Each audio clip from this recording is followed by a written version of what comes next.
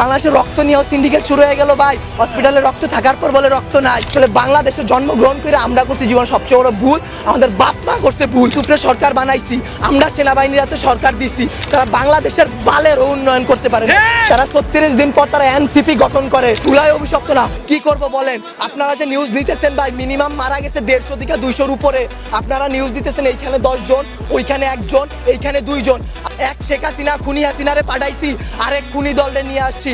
দেশে এইসব হয়ে যায় রাত 2টা-3টার সময় খবর আসে এইচএসসি পরীক্ষা বন্ধ। কেন ভাই আপনাদের কেন 3টার সময় নিউজ দিতে হবে? রাতে 9টা বাজে আপনারা লাইভে যান নাই, রাতে আপনারা দেখেন নাই, দিনে আপনারা ছিলেন না। নটর ডেম কলেজ এইচএসসি বন্ধ করার আগে তারা বন্ধ করে দেয়, ঢাকা কলেজ বন্ধ করে দেয়, আইডিয়াল কলেজ বন্ধ করে দেয়। আপনারা শিক্ষা উপদেষ্টা, আপনারা আইন উপদেষ্টা, আপনারা পরীক্ষা বন্ধ করেন না। আপনারা বলেন না পরীক্ষা চলমান থাকবে। কাদের নিয়ে পরীক্ষা দিবেন? আমরাই তো দেশের ভবিষ্যৎ, আমরাই তো ভবিষ্যৎ, তাই না? যারা মারা গেছে তারা আমাদের থেকে আরো ভালো ছিল, তারা আরো কিছু করতে পারতো। আপনারা আমাদের কথা ভাবতেছেন না, আপনারা ভাবতেছেন আপনাদের কথা। আপনাদের এইসব বলা আমার গলাটা ভাঙা ফেলা ভাই, দুইটা সেম কাজ। তার কারণ কি আপনারা কোনো নিউজই দিবেন না, সব কাটকুট করে ফেলবেন আপনারা।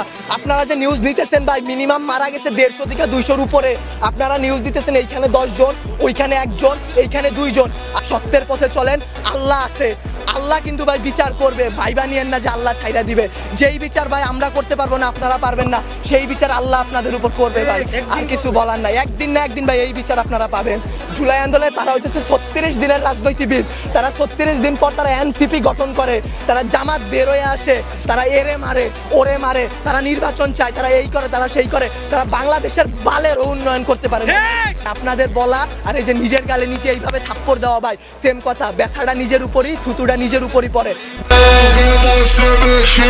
Quero ver tu vir sentar, mas é criadinho.